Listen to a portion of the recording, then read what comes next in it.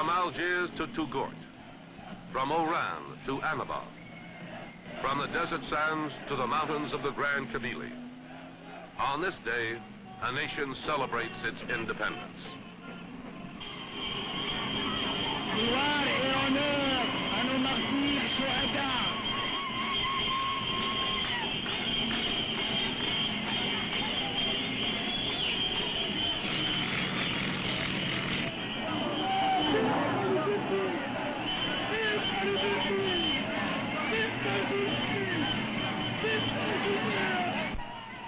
Later, the Algerian National Assembly convened for the first time at the former Carnot Palace in Algiers. Crowds watched the deputies and other dignitaries arrive for the first session.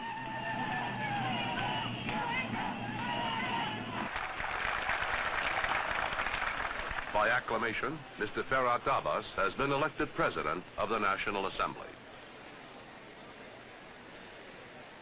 But the main order of business is the election of a Prime Minister.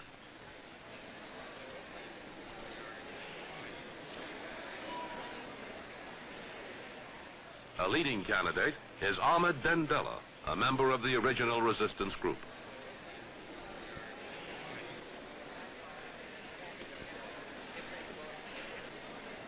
Along with the other members of the Assembly, he too casts his vote. Crowds gathered outside the palace soon learned that Ben Bella has become Algeria's first Prime Minister. The same energy, bravery, and devotion to the national cause which helped achieve victory will now preserve the ideals of the revolution.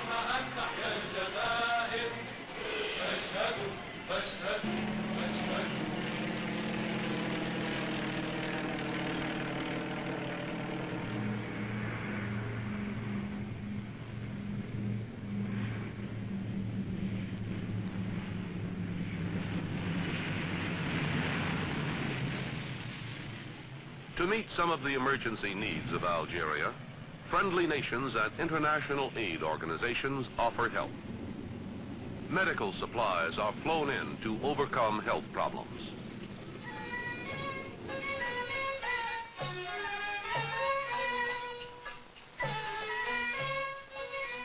These supplies, gathered in many nations for hospitals and clinics in Algeria, will help speed the recovery of the sick and disabled. Medical care for all citizens is a priority task of the Algerian government. In response to the government's request, volunteer medical missions came from many countries, including the United States. The Kabylie mountain area suffered heavily during the war. Now, under an international aid program, an extensive project of timber operations and reforestation has been undertaken. One aspect of this program is youth training. Young men are brought to Constantine for a special forestry course of several weeks. Then they return to their own regions to supervise and train other Algerians.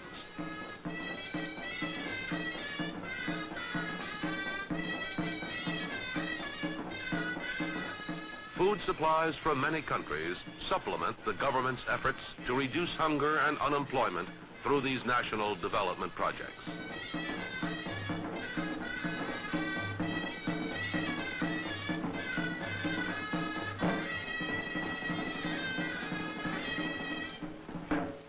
The responsibilities of the new nation, its dedication to peace and human welfare, are expressed as its Prime Minister speaks in the United Nations for the Algerian people. Monsieur le Président, Messieurs les délégués, il est, dans la vie des peuples, des heures où le destin s'arrête pour choisir son chemin. L'Algérie vit parmi vous ces heures-là. Le peuple algérien qui a connu. In the lives of people, there are hours when destiny pauses in order to choose its course. Algeria is living through such times now.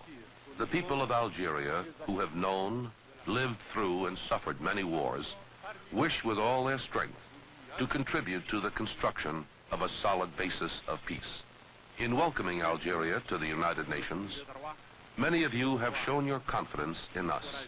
By the same token, you have recognized that it has certain rights and certain duties. Algeria will jealously protect those rights and will be generous with the others. It is a fraternal hand which we extend to you, and it is together that we will have to seek out the old wisdom of peoples and the means for assuring the generations of the future the only legacy which is of any service to mankind in times of peril, the peace of men of goodwill.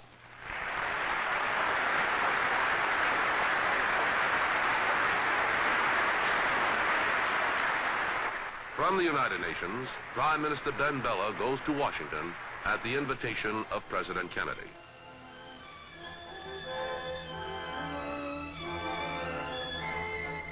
The meeting of these two leaders affirms their people's mutual devotion to freedom. When President Kennedy welcomed Prime Minister Ben Bella, he spoke of the hand of friendship Americans extend to Algeria. This moment of national independence for the people of Algeria, the creation of a great new state, represents the devoted and courageous work of the Algerian people and their leaders, stretching over many years. I congratulate them. I congratulate them as President of the United States, and I congratulate them on behalf of the American people.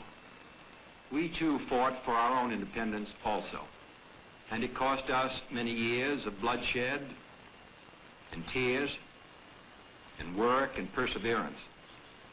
But we finally obtained our independence as you have yours, and we have maintained it as you will yours.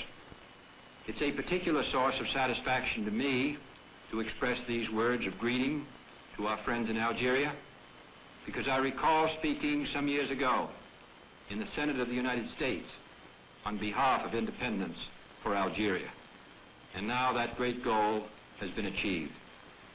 We wish you every success in the future. And I want to assure you of our wholehearted desire to work in cooperation with you and your leaders on behalf of peace and prosperity and the progress of your people and mine and of all mankind.